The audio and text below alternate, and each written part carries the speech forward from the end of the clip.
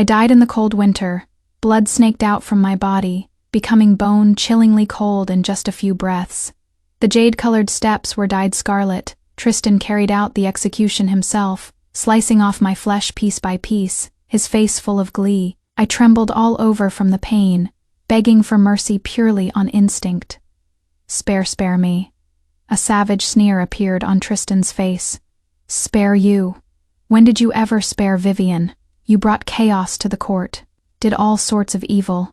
You brought this on yourself. Brought this on myself. I let out a dry laugh, retorting with all my strength. It was you who harmed me. I was just fighting back. Before I could finish speaking, Tristan struck again with his knife. The pain was so great I wished I were dead. I no longer begged for mercy. Winner is king, loser is bandit. I've lost. If I could do it again, I wouldn't get entangled with them. I would only wish to enter the palace as a consort, to be the crown prince's little mom. Hola, what do you think of our story? Your support is my motivation to keep updating. Feel free to click on the homepage to see more of the full story. Please make sure you are in a comfortable position. We'll begin the main story shortly. Leave a comment below and tell us which city you read our story in. Tristan ordered someone to douse me with water to wake me up. The cold water was bone-chilling, and as it poured on my wounds, the pain made me wish I could die immediately. He whispered sinisterly in my ear. Do you know what Lysander's final fate was? Same as yours. Same as me. A terrible memory swept over me, that scene from back then when Tristan abandoned me, causing mountain bandits to drag me into the jungle, pierced my heart like a branding iron. Back then, I hated Vivian for tricking me, so I fought tooth and nail to please the Empress and force through the imperial marriage decree. Tristan was beyond furious, and staked the Lysander family to break off our engagement. I laughed triumphantly. Well, I refuse. Isn't she too good to be the crown princess? Then let her be a concubine. Before my big wedding, I went to offer incense. On the way back I ran into robbers, and the Lysander household guards were all killed. I was panicking inside the carriage, and when I saw Tristan riding over on a horse, I wept with joy, but I never expected him to push me into hell.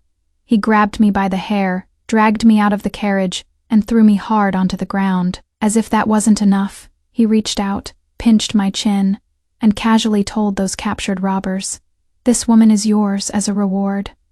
The bandits were surprised and delighted. Stunned, I begged for mercy. "Tristan, you can't do this to me. I am your unwed wife. Only Vivian is worthy of being my wife." Tristan disgustedly shook off my pleading hands and rode away on his horse. I chased after the horse, frantically shouting his name. He didn't look back. The bandits behind me started getting ideas, and I took off running. However, the bandits had horses once. Tristan had intentionally left behind. I was dragged into the dark woods, struggling, pleading, cursing, threatening. It was all useless. That was my darkest hour. My life was ruined. When I returned to the capital city, I was like a beggar, my clothes not covering my body, my whole body covered in blood and filth, my face and body interwoven with smells and marks that made people shrink away. I was in a daze, only wanting to see my sister one last time before I died. But unexpectedly, I saw the Lysander family's bridal procession, a 10-mile stretch of red dowry. Crown Prince Tristan, contrary to his usual self, wore a gentle and deeply affectionate smile. The bridal sedan brushed past me. A gust of wind from who knows where lifted a corner. I saw clearly that the bride was Vivian.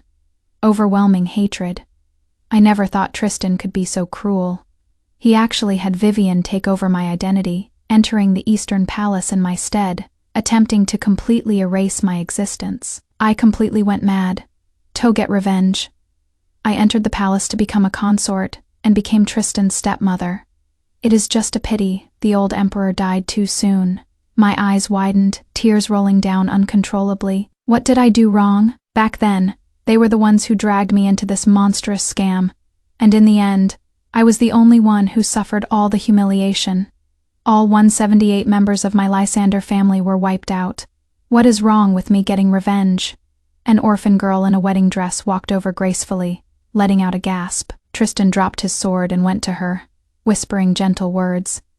I heard her begging Tristan to give me a quick death, truly as compassionate as ever. Tristan casually tossed a blade my way.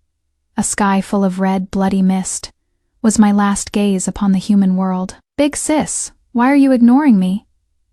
A sweet, soft voice startled me awake.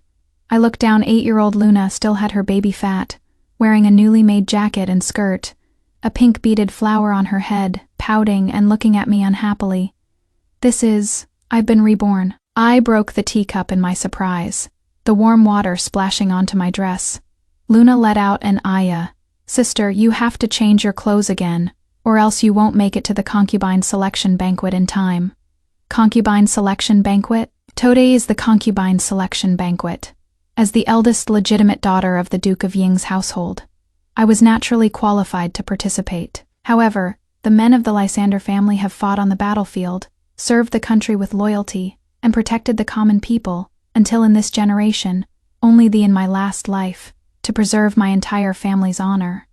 I did my best to show off. The Empress had just chosen me to be the crown princess, when the crown prince showed up with an orphan girl, declaring he wanted to marry her, throwing everything into chaos. But now, none of that has happened yet. I haven't been dragged into this ridiculous consort selection banquet, and Lysander's family are all fine as well. I gently stroked Luna's innocent little face. It is so good, she is still okay, and hasn't been humiliated because of me. I laughed through my tears. Perfect, if I can't make it in time, then I won't go. Of course, not going is not an option. The crown prince is choosing his consort, and as the daughter of a noble family, not showing up is to show contempt for imperial power. The Lysander family has lost its pillar of support. It is not apparent for now, but in the long run, it will inevitably decline. And I must find a reliable person to continue the noble prestige of my Lysander clan. And who is more reliable than the emperor? Changing into a purple dress, I got on the carriage and headed to the imperial palace. Luna was with me, chirping away the whole ride like a newborn little sparrow, happy and pure. I secretly swore, in this lifetime, I will make her happy and carefree. The consort selection banquet was simple, and yet not simple. One had to have family background, as well as looks, talent, temperament, and so on. As the legitimate eldest daughter of the Duke of Ying, I naturally was a good enough match in every aspect. The Empress looked very satisfied with me. It is just that when the matron who was inspecting my body leaned over and whispered something, her expression changed.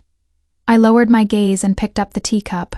The back of my hand was red and swollen, a bright blister shining brilliantly under the sun. For the crown prince's consort selection, the woman's body must not have the slightest flaw.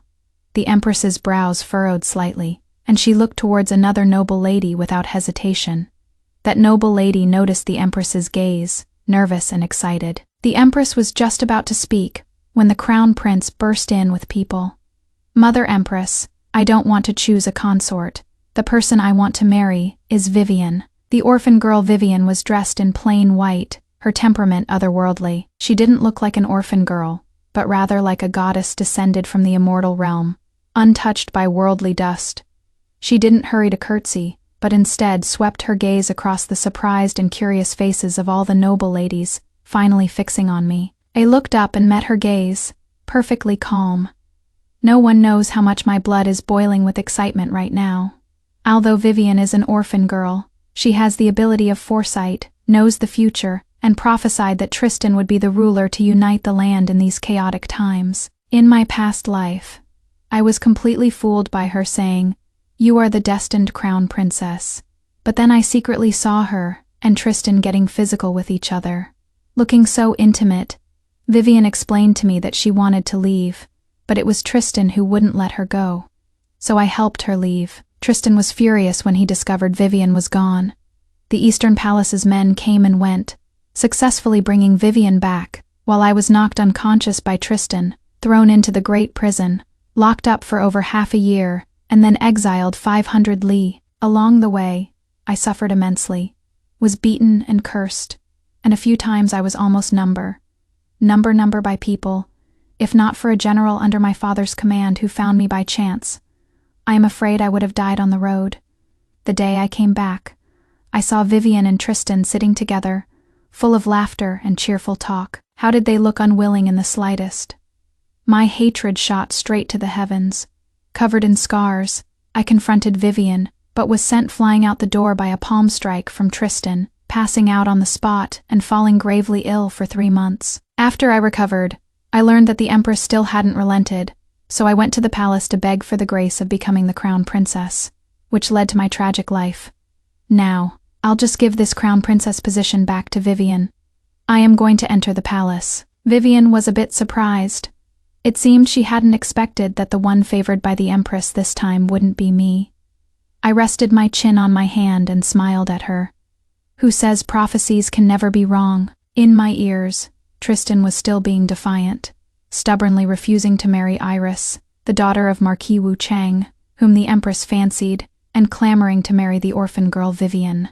The Empress was so furious, she almost fell backward, completely speechless. The daughter of Marquis Wu Chang, having been humiliated, cried until she passed out.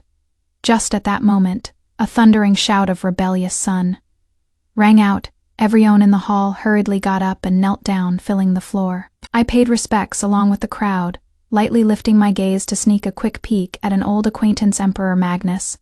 Majestic and impressive, though he had reached middle age, he was brimming with energy. No one would have thought that this emperor on horseback only had a little over 2 years of life left. After sitting down, the emperor directly smashed a teacup on Tristan's head. Tristan tried to dodge, but couldn't, and was hit so hard that blood splattered. I saw this from the side, and couldn't help but laugh out loud. Tristan covered his face, turned his head, and glared at me. He knew me, and also knew that the Empress had wanted me to be the crown princess, but for some reason it had been changed to someone else. I wasn't scared in the slightest. In fact, my smile grew even wider. The Emperor noticed Tristan's gaze, narrowed his eyes to look at me. Shock in his eyes, a hint of joy flashed past, which he quickly concealed, asking me, "What is your name?" "This servant girl, Celine, greets your majesty." I wasn't nervous. I gently lifted my face, revealing the most perfect smile. The purple silk dress set off her fair skin, and her face, so similar to someone from the past, made the Emperor lose some of his control. The Empress, not understanding why, introduced me, saying that she had originally intended to make me the crown princess consort. But I have a physical defect. The Emperor didn't care. In my last life, he didn't even care about my status as the prospective crown princess consort. Just because I bore a slight resemblance to the person he hid deep in his heart, he became madly infatuated and doted on me to the bone. I also relied on his power to crazily suppress Tristan and Vivian, but it is a pity I was always one step behind. And then later, the Emperor suddenly died of illness, and I lost my power. Now, I've entered the Emperor's sight ahead of time, precisely so I'll have enough time to crush them to death. The Emperor stared at me, his smile unreadable. "So you are the daughter of the Lysander family, truly blessed with nature's spirit and grace." Tristan, worried he would take a fancy to me and issue an edict for us to marry, shouted again, "Father Emperor, your son and Vivian are deeply in love. I will marry no one but her. I beg you to grant our wish." The Empress was so angry her face turned bright red, but before she could scold him, she heard the Emperor beside her speak. "In that case, we shall grant your wish." "Your Majesty, thank you, Father Emperor." Tristan pulled the dumbfounded Vivian to kowtow in thanks, even shooting me a disdainful glance from the corner of his eye. I lowered my eyes to hide my scorn. The concubine selection banquet ended with a result that no one had expected. On the way back, Vivian wanted to talk to me alone, but I avoided her. As soon as I returned to the Lysanders, I received the precious snow lotus ointment sent from the palace. The snow lotus ointment can remove scars without a trace. Using it makes the skin fair and tender, giving one skin as pure as ice and bones as fine as jade, cool and sweat-free. I had successfully caught the Emperor's eye. Holding the ointment, my handmaiden Poppy was very happy, but seeing the burn blisters on the back of my hand, she cried with a pained heart. "My lady, why did you injure yourself? If it weren't for this scar, the title of crown princess would have been yours today," I said calmly. "The crown prince is infatuated with an orphan girl. His sincerity is enough to move heaven and earth. Why force the matter? Easy for you to say." A voice came through, filled with simmering anger. I lifted my gaze and saw Aunt Grace from the second branch striding over, with my cousin Sophia at her side, her eyes full of resentment. "By not becoming the crown princess, do you intend to watch the 178 members of the Lysander family barely hang on and fall into decline, to watch your younger sisters be forced to marry into low-status families, to live lonely and destitute lives with no one to rely on. The Lysander family has no male heirs in this generation. If I don't become the crown princess, the other girls of the Lysander family can only have their marriages arranged with some low-status families. This was something that Grace and Sophia, with their noble origins, could not accept. And becoming the crown princess was the responsibility of Celine, the eldest legitimate daughter. Since she failed, she had to take responsibility. Poppy was unhappy with second aunt's harsh attitude toward me, and was about to mention that the palace had sent the snow lotus ointment, but I stopped her. It has already come to this. Second aunt, who says that if I don't become the crown princess, the Lysander family can't find another way out. Grace's eyes were rimmed with red. What way out? Don't tell me you are going to go to battle and kill enemies like the men of the Lysander family. Her 2 sons died on the battlefield. Of the 6 sons of the Lysander family, all of them died on the battlefield. Now the Lysander family has no men. To preserve the family's honor, the only way is for the eldest legitimate daughter to marry into the Eastern Palace. I paused, and then heard a clear and childish voice ring out. You are not allowed to bully my older sister. A tiny figure ran in, standing in front of me, her beautiful almond eyes glaring at the 2 of them. Does the Lysander family really have to rely on my sister's marriage to maintain its glory? Father and my older brothers have made illustrious contributions. His Majesty won't turn a blind eye. I was suddenly taken aback. This was a principle I only figured out in my past life after entering the palace. Yet Luna, who was only 8, hit the nail on the head in one sentence. The entire Lysander family is full of loyal martyrs, all having died on the battlefield. Their reputation is the greatest in the Great Shang. The current emperor is not a heartless person who would kill the hounds once the hares are hunted. This is also the fundamental reason why, even though my Lysander clan has no men and no military power, the empress still chose me to be the crown princess. The current emperor has few heirs, so the crown prince's position is as solid as a rock. Right now, what he lacks most is reputation. The Lysander family has an excellent reputation among the common people. If he marries me as the crown princess, Tristan can effortlessly win over the entire military faction after all. My father and brother died in battle, but their subordinates are still around. After sending second aunt and the others off, I asked Luna if what she just said was her own idea, or if someone else had taught her. This is very important, as it determines whether or not my plan will change. Luna replied, her almond eyes wide. I thought of it myself. I looked at her, scrutinizing her carefully, and once I was sure Luna wasn't hiding anything, a sense of pride welled up inside me.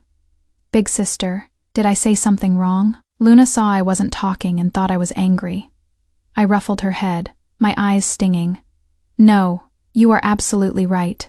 The current His Majesty is benevolent and will definitely show consideration for the descendants of meritorious officials, allowing Daddy and the others to rest in peace in heaven. I said this very loudly, to ensure the people in the outer hall could convey my thoughts to the Emperor's ears.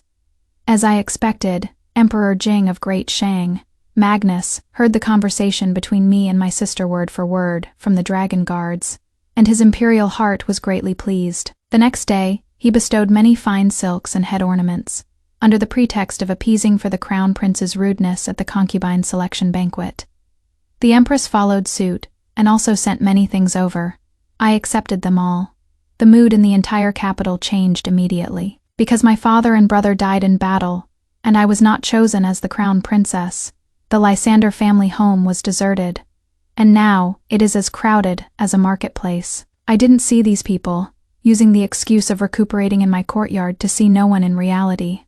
I was playing chess with Emperor Jing, who was visiting in disguise. Emperor Jing was dressed in a moon-white brocade robe, the dragon patterns hidden in the layered folds, sitting across from me, as elegant as a leisured prince.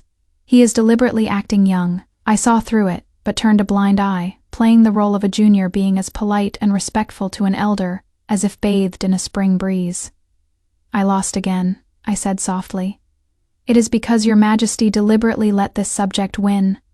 These few days, besides winning the first time he came, he has been losing ever since. I am well aware of my own skill level. In my past life, I played chess with Emperor Jing and learned a lot from him. Yet it was still not enough to beat him. On what basis would my IQ have increased in this life? Emperor Jing toyed with a black game piece. The darkness in his eyes was deeper than the piece itself. He smiled. "You are very smart. Then do you know our intention?" I, with an air of respect for an elder.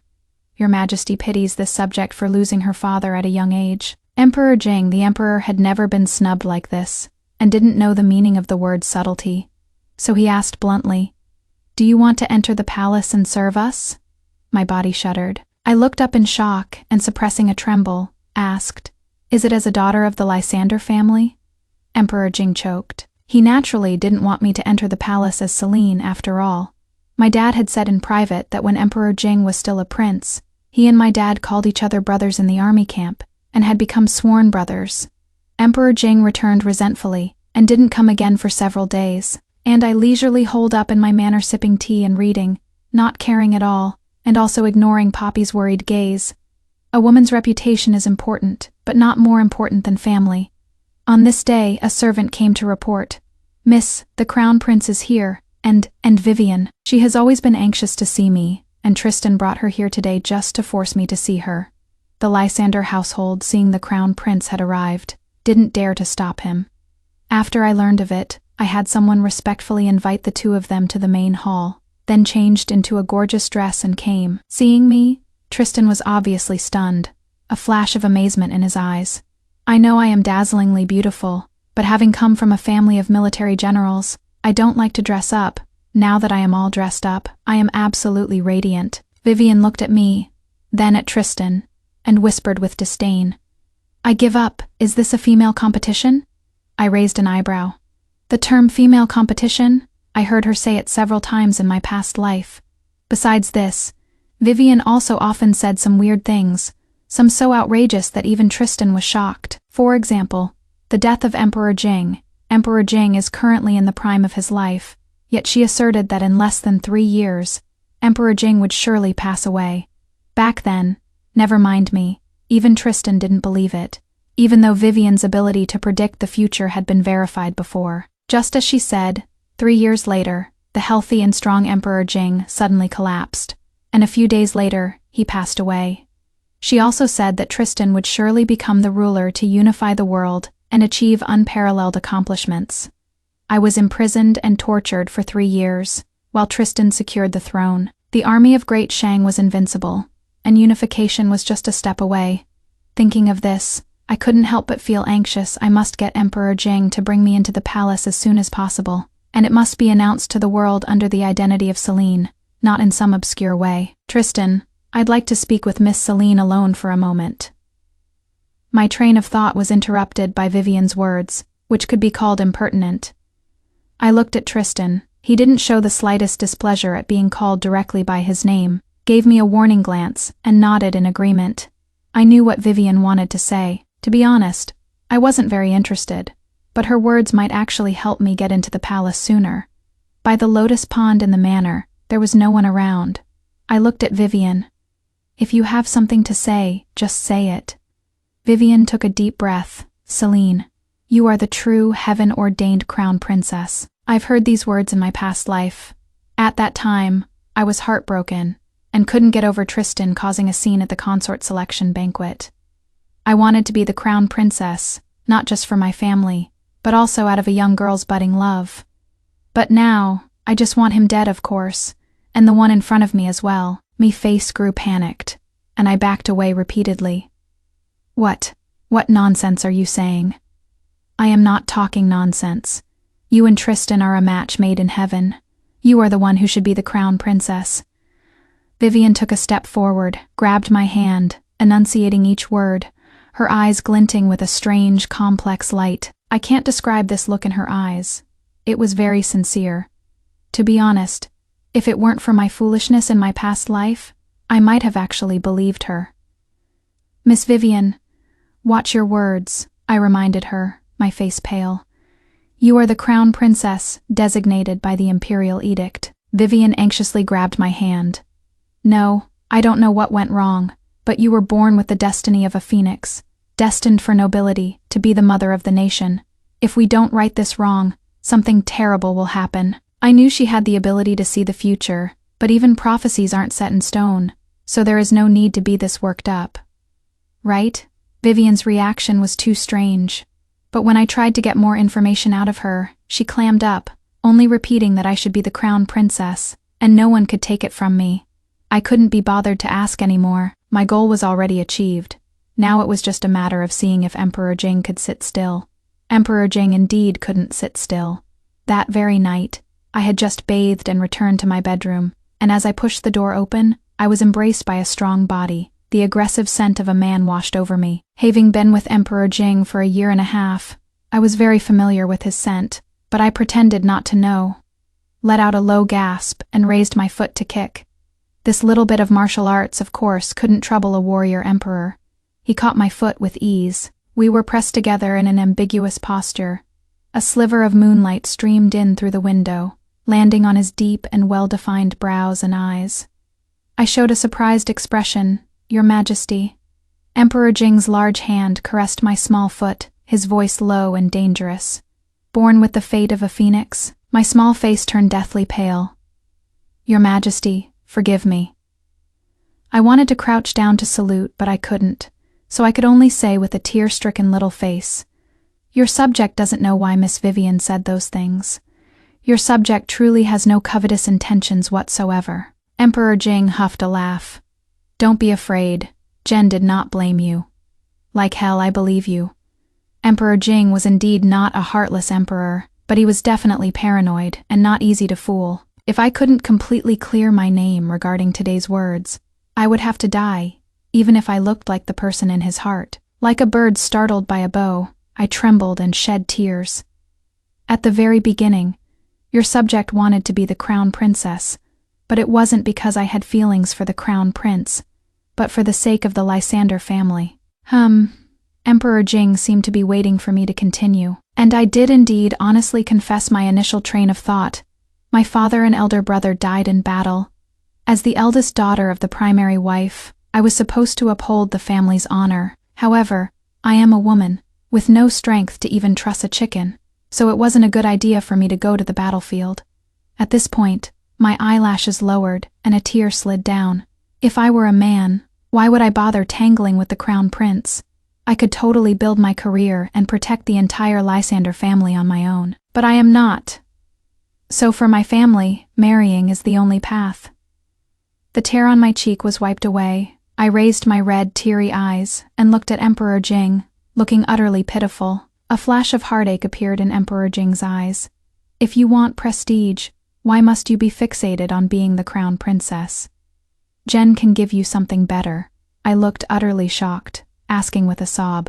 Your Majesty, what do you mean? Are you going to bestow a marriage upon your subject, but what is more prestigious than being the crown princess? Silly girl. Emperor Jing couldn't decide whether to laugh or cry, pinching the tip of my nose. Jen will make you a noble consort. I looked astonished, completely stunned. Seeing my silence, Emperor Jing slightly furrowed his brows. What, you are not willing? Of course I am willing. I just didn't expect Emperor Jing to be so generous, the position of a noble consort. In my past life, I was just an orphan girl the emperor happened to meet outside the palace, and I was only an ordinary concubine until my death. But now, I get to enter the palace as the eldest legitimate daughter of the Lysander family to become a noble consort. Tristan. Oh, Tristan. You'll have no choice but to call me stepmother. After that night, Emperor Jing immediately issued a decree naming me noble consort, and also ordered the Imperial Astronomical Bureau to pick an especially auspicious day to welcome me into the palace. I don't know if it was a coincidence, but that day was also the day of the crown prince and Vivian's grand wedding. The whole capital was buzzing about it. It was no secret that I was almost chosen as the crown princess. The empress was furious. She never ever expected that I, who almost became her daughter-in-law, would turn around and become her sister. What is even more upsetting is, the crown prince still has to marry an orphan girl with no background and no family connections.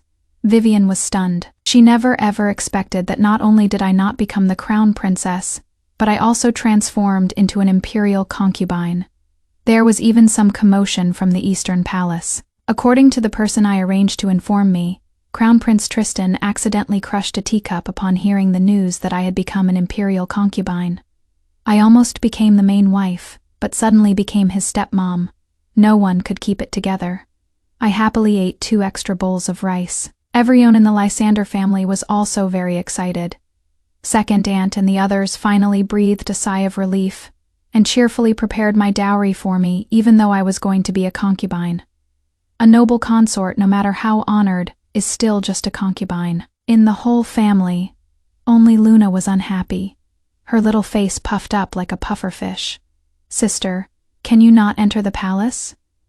At night, I slept holding Luna and listening to her innocent request.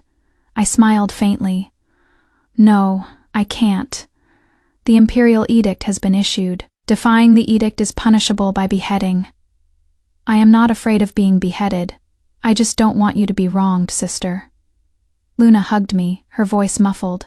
My eyes stung, and I said calmly, "Sister isn't wronged. But His Majesty is so much older than you, sister. He is almost as old as Dad." I let out a laugh. "Dad is like that because he is wind-blown and sun-scorched at the border, toiling for the people. Although His Majesty also handles state affairs, he is still fine." Luna had never seen the Emperor, and hearing this, asked curiously, "Is that so? Is he handsome then?" I didn't hesitate. "Of course, so handsome, even more handsome than the Crown Prince." Luna went, "Wow," and pestered me for more details. I helplessly made things up for a while. To be fair, His Majesty is indeed more handsome than Tristan, but no matter how well he maintains himself, he is still much older than me. But I don't care about that. I just want power. I was saying all this on purpose for one, to put my sister's mind at ease, and for two, well, generous praise is the highest form of ass-kissing. The next day, I received many more rewards, rare treasures, fine silks and satins, filling up the main hall, and there were so many that some had to be placed outside. Before I even entered the palace, the whole capital knew how favored I. When second aunt came over to help, she approached hesitantly. "Celine about before," I spoke without thinking. I smiled. "What are you talking about?" "Second aunt, we're family. In my last life, Vivian married in my place, and at the same time, my younger sister Luna went missing, and I fainted at the entrance of Lysander's mansion. If it weren't for second aunt's protection, I am afraid there wouldn't have been the day I entered the palace to become a consort." Second aunt's eyes turned red. She sighed. And quickly turned her head away to wipe her tears. During these days of preparing to enter the palace, I wasn't idle. On one hand, I was taking stock of my dowry, and on the other, I was keeping an eye on the Eastern Palace. Tristan and Vivian, just as in their past life, started their chase. I flee entanglement. Even though the Emperor had already decreed her to be the Crown Princess, Vivian had no self-awareness of being the soon-to-be Crown Princess, bickering noisily with Tristan in the Eastern Palace over 10 times a day, never tiring of it. Every day, just listening to the reports about their petty squabbles costs me a full hour. Finally, half a month later, Vivian couldn't take it anymore and came to find me. "What are you saying?" I looked at Vivian sitting in the guest seat with a look on my face as if I were looking at an idiot. Vivian repeated, "I don't want to be the Crown Princess. Can you help me leave the Eastern Palace?" "Okay." I laughed coldly. "Miss Vivian, who do you think you are? Why should I help you? Because you are the one who should be the Crown Princess, not the noble consort." Vivian said urgently, even with a hint of disdain. "Why did you insist on entering the palace? Do you think a Crown Princess isn't as noble as a noble consort, is a young, promising, and exceptionally handsome Crown Prince, not more appealing than an old man?"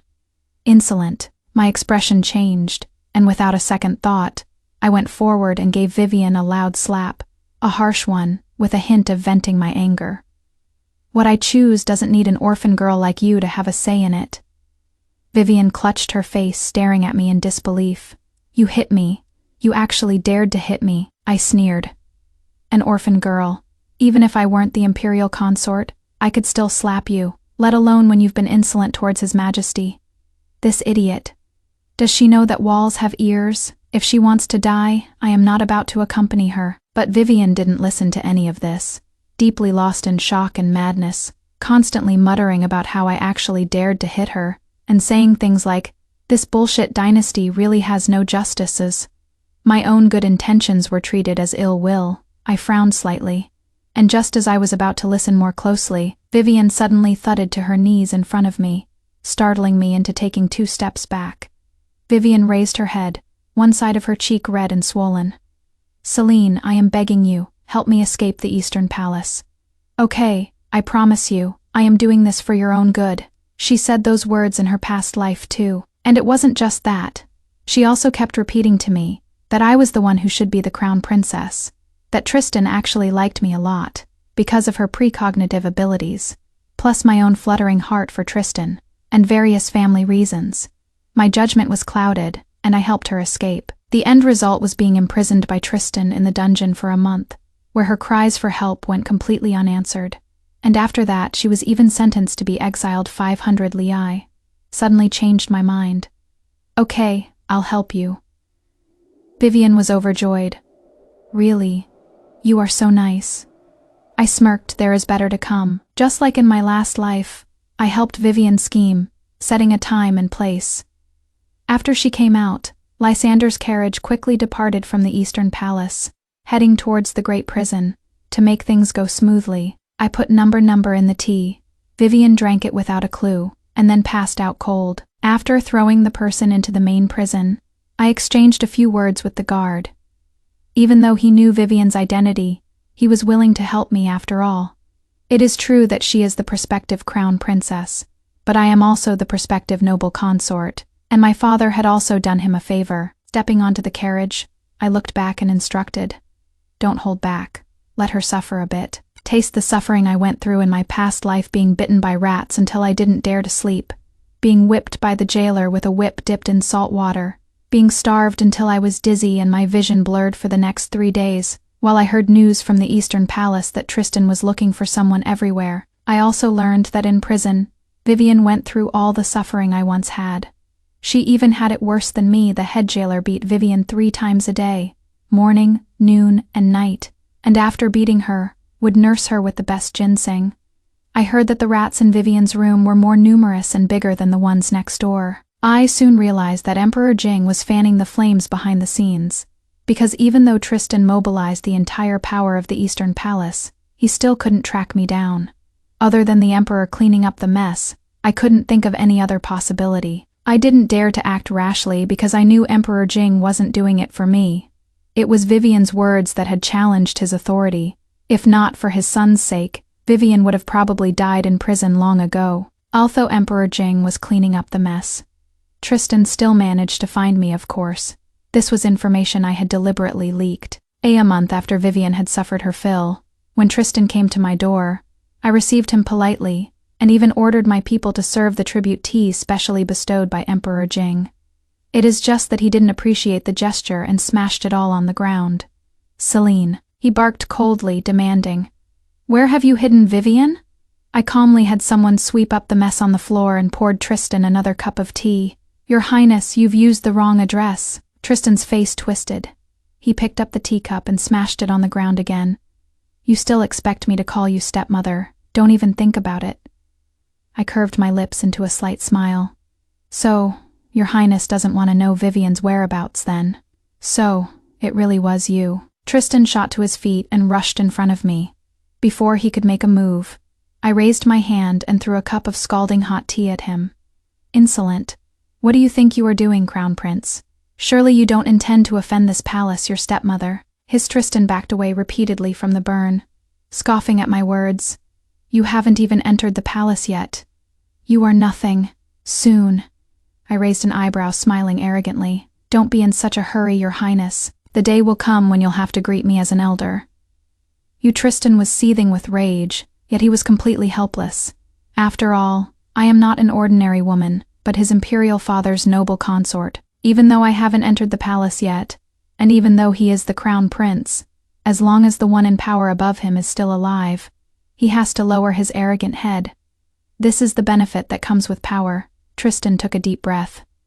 "Let's not talk about this. Tell me, where have you hidden Vivian?" I told him. "Vivian told me she didn't want to be your crown princess, and begged me to send her away." Tristan didn't believe me at all, thinking I was spouting nonsense. I chuckled lightly. If she hadn't gone willingly, how could I have taken her from right under the Eastern Palace's nose? "Where is she?" Tristan demanded. I shrugged. "The Grand Dungeon. Tristan's eyes widened, and he roared. You actually threw her into the Grand Dungeon. Celine, how cruel you are. You are the one who wanted her to be the crown princess, and she wishes she could kill you. I gave him a cool look. What is the rush? Your good days are numbered anyway. If your highness doesn't go now, perhaps you'll be separated by death forever. Upon hearing this, Tristan couldn't care about anything else, turning around and heading for the Grand Dungeon. At that time, Vivian had just received her beating for the day, her whole person sickly and listless. Even though she was fed ginseng soup, she was still extremely dispirited, and on top of that, her whole body was filthy messy and stinky. Seeing that Tristan had arrived, her eyes welled up with tears, feeling incredibly wronged. Tristan, what took you so long? Tristan's eyes were full of heartache, but as soon as he got close, he was almost knocked back by a complex smell. Vivian obliviously threw herself into his arms, telling him how vicious I was, how I'd tricked her, and so on. Tristan endured the awful smell at the tip of his nose and pushed Vivian away. Why did you want to leave? And you even went to Celine for help? Vivian said guiltily. You know? Tristan couldn't believe that everything I said was true, that Vivian really wanted to escape from him. In that instant, his dignity as the crown prince was trampled underfoot. Vivian realized, and regretted it in her heart, she couldn't last another day in the great prison. She apologized coquettishly. Your Highness, I was wrong. If it were the her from before, ethereal and pure, her expression always carrying a uniqueness different from ordinary noblewoman, she could still attract Tristan's interest and make his heart ache for her. However, now in Tristan's eyes was a dirty woman with disheveled hair and a grimy face, giving off all kinds of smells. She wanted to throw up, and couldn't hold it back. Vivian was stunned, incredibly hurt. The only thing that had been keeping her going for days was Tristan, but he threw up. Vivian was so angry she could have fainted. News came from the Eastern Palace that Vivian had a persistent high fever. Tristan wasn't by her side, but was resting in his concubine's room instead. I understood that Tristan had grown to dislike Vivian after all. After spending a month in the Grand Prison, even a celestial beauty would become hard on the eyes. Because of Vivian's illness, the grand wedding had to be postponed. I had people spread the news of Vivian running away from the wedding. The crown prince immediately became a joke. Tristan came to hate me and tried to cause trouble for me many times, but I avoided him. I knew his anger was constantly accumulating. Tomorrow is the day to enter the palace. I've made early arrangements to go to Heavenly Kingdom Temple to offer incense and pray for blessings, with all the women of the Lysander family going together. Heavenly Kingdom Temple is famous far and wide for its prayers for smooth and happy marriages, kneeling and kowtowing before the gleaming golden Buddha statue. I piously made a wish. Buddha, I beg you to bless this devotee's plans to go smoothly, for Luna of the Lysander family to have a smooth and peaceful life, for the glory of the entire Lysander family to never fade. And finally, I beg you to grant Celine a child. I kowtowed and prostrated myself, my eyes filled with ambition. Emperor Jing's imperial harem has few concubines, and his offspring are not numerous. The only one who has reached adulthood and is still alive is Crown Prince Tristan. There is even only one princess, born of an old concubine from the previous dynasty. For this reason, the emperor and empress were once praised by the common people for their deep and devoted love as a couple. If I want to shake Crown Prince Tristan's position, not only must I make Emperor Jing disappointed in him, but I also have to give the emperor a second choice. After leaving the Buddha Hall, I walked and talked with Second Aunt. Is everything arranged? Second Auntie nodded almost inaudibly, lowering her voice. Has already been sent away secretly. It is just, Celine. Why did you have to? She was a little uneasy. After all, the thing I ordered her to do was indeed suspicious. I had people send Sophia, Luna, and the girls from the third and fourth households away, in different directions. Among them, I sent Luna the furthest, to the borderlands. I didn't explain much, just asked her, Second Aunt, do you believe me? Second Aunt paused for a moment, and nodded. I do. Since you are doing it this way, you must have your reasons. It is just that the other households will probably make a scene. A child is their mother's lifeblood. I said calmly, you tell them, in 3 years at most, I will bring them back. Their marriage matches will be more than a step higher than the ones they're picking now. Grace was stunned, Her lips moved, wanting to ask but not daring to. But she understood that if I secured my position as the noble consort, today's promise would absolutely be fulfilled. If not, it would actually be a good thing for the children to leave. It is getting late, we should be heading back. I glanced at the sky. It was past noon, and returning at this moment gave Tristan the perfect opportunity to make his move. The Lysander family's carriage returned in an orderly fashion, passing through that forested official road from my past life. The robbers appeared, as expected. This time I came prepared. The attendants were skilled fighters I had carefully selected. Dealing with a few robbers was no problem at all. The few robbers in the lead, I ordered my guards to give them the death by 1,000 cuts. The shrill, miserable screams startled the birds in the forest into flight. In the shadows, Tristan, shocked at the actions of my Lysander family's guards, said coldly, "Truly a vicious woman. Her methods are extremely cruel. Your Highness, if this is the case, it'll be harder to make use of the robbers." Tristan was unwilling to give up this opportunity, and after thinking for a moment, he unexpectedly had a wicked idea. "You guys cover your faces, pretend to be robbers. And her, Your Highness, this isn't right, is it? She is the noble consort after all," Tristan said disdainfully. "She hasn't entered the palace yet, so she doesn't count as an imperial consort. Go." I looked at the men in black descending from the sky, and my lips curled into a slight smile. As expected, Tristan will never change. In that case, don't blame me for being vicious and merciless, although I was planning to do so all along. Because they had already received my signal, the guards deliberately put on a show of being overpowered. I was abducted. Second Aunt Grace screamed heartbreakingly, overcome with grief. She ran down from the carriage, stumbling towards me, and was then mercilessly kicked aside by Tristan's men. BFFT, Second Aunt spat out a mouthful of fresh blood. The other women of the Lysander family turned pale with fear, huddling together. Me gaze turned cold, but I knew I couldn't be soft-hearted right now. Otherwise, one wrong move, and the whole game would be lost. Tristan's men abducted me and took me several miles away, then abandoned me, intending to ravage me on his orders. I leaned against the tree, angry and panicked. "Who the hell are you? Why are you kidnapping me? Do you know who I am? I am a noble consort." Unfortunately, these words couldn't make them stop. I continued to try and entice them. "I can give you money, lots of money, or whatever you want. We haven't tasted a noble consort yet." The death commandos, under orders from Tristan, directly put on the tone of desperados. They didn't know what price they would pay for that sentence. "You are crazy. I am the Emperor's woman. If you touch me, your 9 generations will be exterminated." I turned to run, and just like in my previous life, my path was blocked. My body began to tremble uncontrollably. My face was so pale it was almost transparent, yet I still forced myself to face this bleak past. The men in black in front of me overlapped with those lewd, jeering, disgusting faces. Even though I had a backup plan, I could hardly remain calm at this moment. My stomach churned.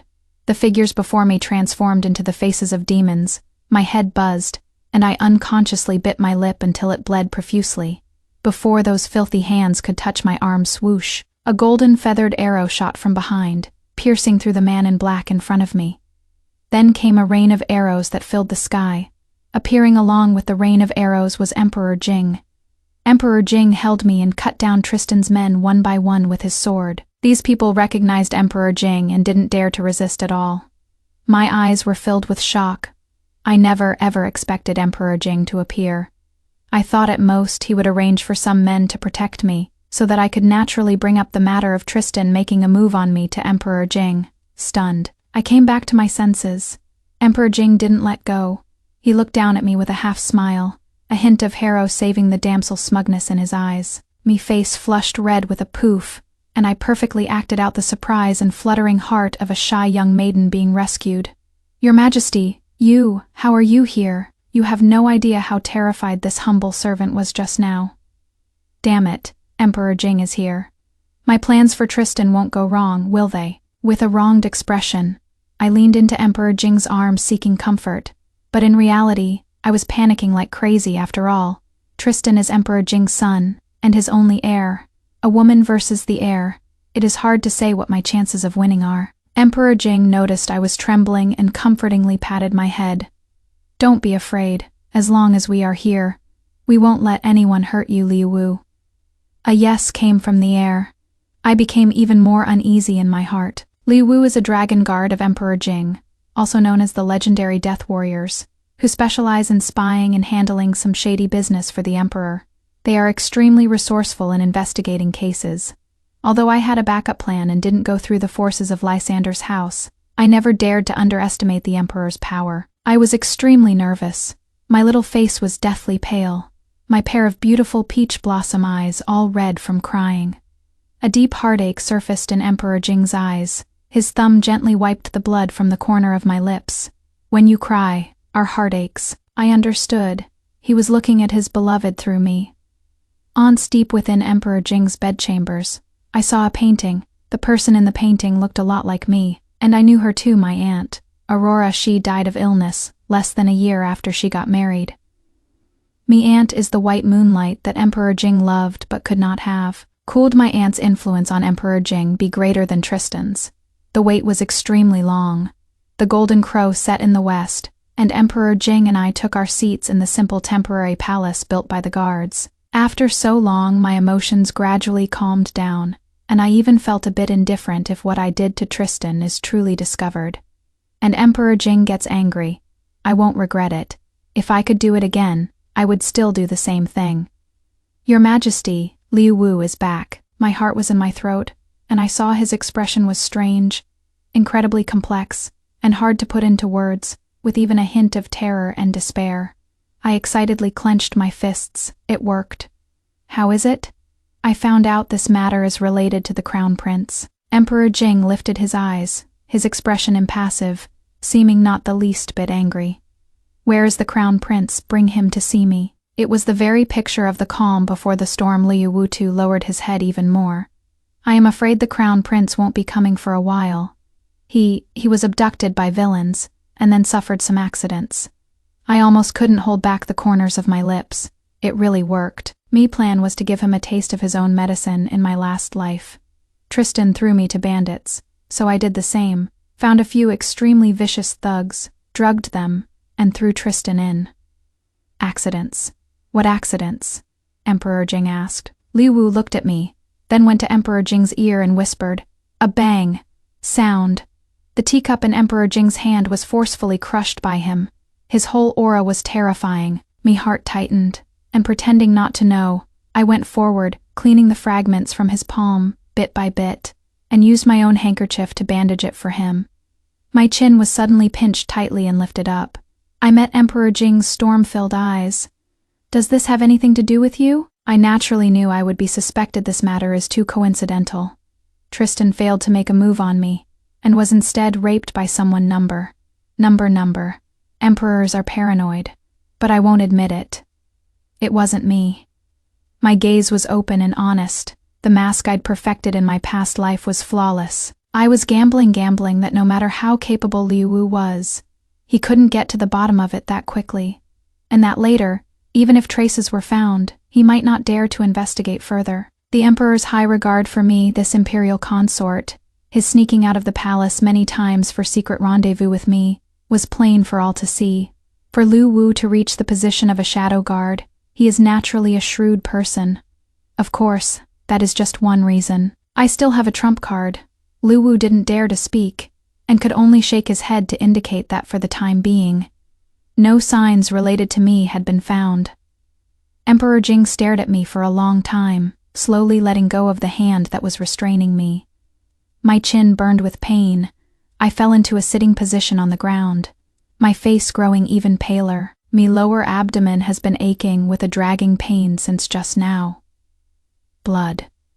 Liu Wu was sharp-eyed. Emperor Jing also noticed that something was wrong with me.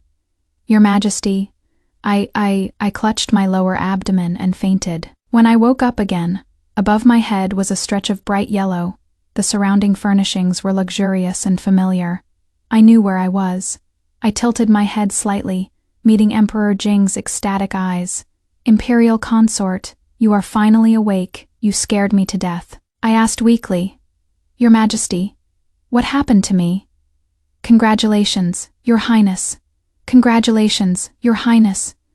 You are pregnant," the imperial physician said. His face all smiles. I widened my eyes slightly, in disbelief. Is it really true? Counting the time, it has been almost a month. Your Highness was frightened today and accidentally disturbed the fetus, which caused the spotting. From now on, you must rest well. The imperial physician's words made Emperor Jing's expression change. He again remembered the bastardly thing Tristan did. It is not that he wasn't angry before. It is just that it hadn't reached the point of conflicting with his son for my sake. Now that I am pregnant, things are different. Instructing the imperial physician to take good care of me, Emperor Jing left. I knew he was going to find the Empress to hold her accountable after all. Tristan was lying in bed, his number blossoming, and he was temporarily unable to move. And I, upholding the principle of take your life while you are sick, summoned Vivian, and then used the excuse of her entering the hall with her left foot first to exile her 1,000 Vivian. Never would have dreamed that I'd be this difficult. How could you do this? I am the crown princess. I sneered. From the moment you ran away from the wedding, you were no longer one. You think Emperor Jing is some good-tempered person? Vivian threw the face of the great Shang imperial family on the ground and stomped on it. She offended both the emperor and the empress. Who is going to help her? Oh, His Highness, the crown prince. Well, sorry, His Highness the crown prince isn't awake yet. By the time Tristan found out, Vivian was already 100 li on the road. He stormed into the palace wanting to find me, and was held down by the people sent by Emperor Jing. After learning I was pregnant, he almost completely broke down. How is this possible? This is impossible. What does it mean for the noble consort to have a royal heir? Don't even mention that he is an adult, and the crown prince with a stable position. Just look at what he has done. First, he brought people to plot against his imperial father's woman, and then he was number by several big men. Even if Lu Wu kills those people and suppresses all the news, but will Tristan become twisted because of this? What will Emperor Jing think in his heart? Right now the child hasn't been born yet, but once I give birth smoothly, and if it is a son, Tristan won't be far from being deposed. After all, Emperor Jing doesn't know that he only has 2 or 3 years left to live, and Vivian hasn't had the chance to say that prophecy in this life. And I won't let her live to the day she can say it. 3 years is enough for me to secure my footing. In order to successfully give birth to the child, I made many preparations first. I brought back several of my female cousins like Sophia, arranged marriages for them one by one into noble families. Then I cultivated confidants, and managed my own diet and daily life to be watertight. Emperor Jing valued this child very much. He caressed my belly more than once, and said with eyes full of anticipation, "If it is a daughter, we'll name her Mingye. If it is a son, we will definitely give him the whole world." I covered his mouth. "Your Majesty, please don't say any more. I only wish to give birth to the child safely and grow old with you." Emperor Jing held my hand and promised, "Rest assured, we will definitely protect you and the child." I nodded, moved, but in my heart, I didn't completely trust him. It is better to rely on yourself than on others. Even for things sent by Emperor Jing, I checked them one by one before daring to use them. During this time, Tristan has been constantly instigating the Empress to deal with me. The Empress thought he was making a mountain out of a molehill. Even if it is a prince, you are already an adult, and you still have your mother Empress. What are you afraid of? Tristan didn't dare to talk about the things he did in private, and even less dared to speak of the suffering he had endured. 10 months later, I successfully gave birth to a son. Emperor Jing was overjoyed, granted a general amnesty to the world, and personally named my son Adrian the Cheng, as in completing heaven and earth. Only then did the Empress panic, but it was a pity that it was already a bit too late. This year, the daughters of my Lysander family married into the major noble and prestigious families, forming marriage alliances with me. On top of that, I had given birth to a prince, and although he was the youngest son, everyone could see how much Emperor Jing doted on him. For a time, people's hearts were unsettled. The temptation of the merit of following the dragon has always been enough to drive people mad. Not to mention that with a young emperor ascending the throne, there was even more to be gained. I knew what many people were scheming, and I turned no one away who came to pledge their allegiance. Tristan was quiet for a year, secretly searching for Vivian all along. A few days ago, he finally found out her whereabouts and rushed over to get her, but only brought back a coffin, and I, taking advantage of the opportunity of him being away from the capital, successfully took down the Empress's family. The Empress's family was a top-tier noble family in the Great Shang. Taking them down wasn't easy, but it was also very easy after all. The Crown Prince was young, Emperor Jing's strength was gradually failing, and for an emperor already dissatisfied with the Crown Prince, all it took was for me to whisper a few words of pillow talk, then rely on my memories from my past life to dig up evidence of their corruption, bribery, exploitation of the people, and insubordination, and they were wiped out with ease. The Empress rushed into my palace, cursing me as a vixen who bewitched the sovereign, a menace to the court, planning to use my young son to seize power and become the Empress Dowager Regent. He looked at her calmly. "Your Majesty, you guessed right." The Empress was shocked, then ecstatic as if she'd gotten leverage on me. "I am going to tell His Majesty." I let her go. It'd be strange if Emperor Jing believed her. Does she really think I spent my last life with him for nothing? From the very first day of my pregnancy, I had been instilling in Emperor Jing the vision of me taking our son to travel the mountains and rivers with him. In the future, this was also my Aunt Aurora's wish. The day the Empress committed suicide in the cold palace, Tristan had just returned. Upon hearing the terrible news, he rushed into the palace, but lost his footing on the last step of the stairs, and tumbled down, covered in blood, and fainted. While I was in my palace feeding my son, I heard that something had happened at the Eastern Palace. Tristan had a blood clot on the back of his head, and the imperial physician said that if it doesn't dissipate, he is afraid he might never wake up again. With that, voices calling to reinstate the deposed crown prince emerged, and the imperial court was filled with verbal spars and hidden daggers. Emperor Jing was unusually agitated. Holding my child, I walked step by step up the stairs outside the Golden Throne Hall and knelt gracefully. "Your servant Celine and the 7th Prince request an audience with your Majesty." Only after calling out 3 times was I granted an audience. Holding Adrian, who was still wobbly on his feet, I entered the hall. Amidst the countless gazes of the court officials, some condemning and hateful, others bright with anticipation, I knelt down to greet him. "Your Majesty, Crown Prince Tristan has an outstanding character and is the legitimate son. It is not appropriate to depose him. Your Highness, the Imperial Consort. The Imperial Consort is being so kind. Isn't this just a tactic of feigning retreat to advance?" Those who supported me and those who supported the Crown Prince all had looks of disbelief. I was indeed feigning a retreat to advance, and also making my stance clear. If Tristan really doesn't wake up, it wouldn't be too late to bring up deposing him then. In the end, Emperor Jing made the final decision. This wait lasted from spring to autumn. Less than 3 months before Emperor Jing's passing, his health was clearly failing, and sometimes he even needed me to approve memorials on his behalf. In the imperial court, my supporters once again proposed appointing a new crown prince.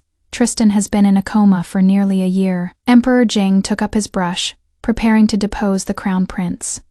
The imperial edict was drafted, and just as he was about to affix the seal, a message from the Eastern Palace: "Tristan has woken up."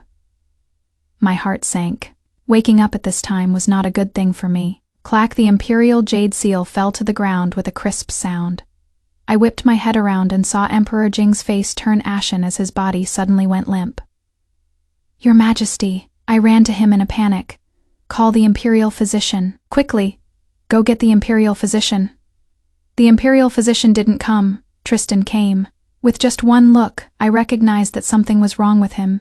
This wasn't the current Tristan, but the Tristan from my past life who had already secured the throne and cruelly had me executed by slow slicing. "Noble consort?" He chewed on the word, smiling inscrutably. "Jen has caught you again." I supported Emperor Jing. My fingertips tightened. "What did you do to His Majesty?" "As you can see, Father Emperor has passed away." Tristan casually strolled over to me, raised his hand and picked up the unsealed imperial edict from the desk. "Appoint the 7th Prince Adrian as crown princes. TSK, Father Emperor has really gone senile. Good thing I was prepared long ago. Father Emperor, you can rest in peace. I will take good care of stepmother and my younger brother." He gritted his teeth, with unconcealed malice. I heard him finish, then suddenly smiled. Tristan was stunned. A fierce wind came from behind him, and he immediately spun around, retreating several yards. "Liu Wu, how dare you attack us?" The next moment, a furious voice rang out. "You dare to call yourself us?" Tristan looked in shock at the Emperor Jing I was supporting, who slowly raised his head where was the slightest sign of him being gravely ill and about to die. That bullshit about Tristan being unconscious could only fool the court officials. Both Emperor Jing and I didn't believe it. I didn't believe it because I had fought with Tristan too many times in my past life and suffered too many losses. As for Emperor Jing, he was naturally suspicious as an emperor. Once suspicion is aroused, one naturally pays attention. Even if Tristan's act was incredibly realistic and could fool the imperial physicians, he couldn't fool the round-the-clock surveillance of the dragon guards. Besides, for a whole year, it is not like he was inactive drugging the meals for me and Emperor Jing. I discovered it before Emperor Jing, and I knew who did it without even needing to investigate. Emperor Jing was furious and completely disappointed in Tristan. He deliberately set up such a scheme to pave the way for me and the seventh prince. Celine, you number Father Emperor, you can't believe her. She is using you. She wants to overthrow our great Shang dynasty. I am the one destined to be the unifying ruler. Tristan broke down and cursed loudly as he was being dragged away. I was fearless. Emperor Jing, however, became even angrier hearing his slander and started coughing repeatedly. Your Majesty, don't be angry. I soothed his breathing and comforted him in a soft voice. Emperor Jing held my hand and closed his eyes. Celine, my time is short. From now on, you'll have to walk the path on your own. I was taken aback. In the nearly 3 years we'd been together, Emperor Jing had never called me by my name. When he was passionate, he'd call out my aunt's name. Now, his time was truly running out. Your Majesty, don't say such things. My eyes welled up with tears, and I pressed my face against Emperor Jing's large palm. Emperor Jing gently stroked my long hair, and we embraced each other quietly in the time that followed. Emperor Jing ruthlessly killed people to pave the way for the seventh prince's ascension to the throne. As for me, I sent Tristan off on his final journey. I summoned the best Lingxi master and watched with my own eyes as he was sliced, cut by cut, deep into his flesh until he died. 3 months was too short a time. Emperor Jing passed away one evening. The moment he was gone, the civil and military officials he had suppressed began to stir restlessly. The faction supporting me protected me, confronting them. These people's goal is very simple: to kill me and command the world by holding the young emperor hostage. These are chaotic times with various states in conflict. There were successive wars even when Emperor Jing was alive, and the strongest military forces in the capital are the Imperial Guard and the city defense garrison. The Imperial Guard isn't large, and it is in my hands. The city defense garrison has 30,000 troops and is controlled by the Imperial clan. The troops are surrounding the city. I sat on the dragon throne holding Adrian, listening as the Imperial clan and those supporters took turns forcing me to be buried alive with the late emperor. Perhaps seeing how overly calm I was, the members of the Imperial clan finally sensed that something was wrong. Are you all done talking? Why not listen to my opinion as well? What opinion could you possibly have? Exactly. If you know what is good for you, just obediently be buried alive. We will support the seventh prince and make sure he sits firmly on the throne. For your son's sake, you should know how to choose. I smiled and said, I choose for all of you to die. What did you say, King Zhongshan? The head of the Imperial clan jumped to his feet, and just as he was about to order his men to teach me a lesson, he heard the sound of drums outside, like thunder. A large troop of men and horses charged straight in. Torches illuminated the palace court, as iron-clad horses came treading through blood. The person in the lead had a more slender and frail figure than an ordinary soldier, yet was exceptionally fierce, cutting down several rebels with a swing of their blade, their voice like thunder. Luna of House Lysander is here, who dares to be insolent. A general of the Lysander family is here. A general of the Lysander family. I couldn't help but stand up staring dazedly at my little sister Luna, whom I hadn't seen for 3 years. My own little sister. 3 years ago, I sent her to the frontier where father once stood guard, originally intending to let her soar freely, but I never expected her to give me such a huge surprise. A female general. My Lysander family has a female general now. My eyes welling with tears. I swept my gaze across the entire hall and said proudly, "Who else objects? Under absolute military power." No one dared to speak. This palace coup was successfully suppressed. Adrian ascended the throne at a young age, and I, as his birth mother, naturally became involved in politics from behind the curtain. With Emperor Jing's previous teachings, I got the hang of handling government affairs quite smoothly. Luna went back to the frontier again.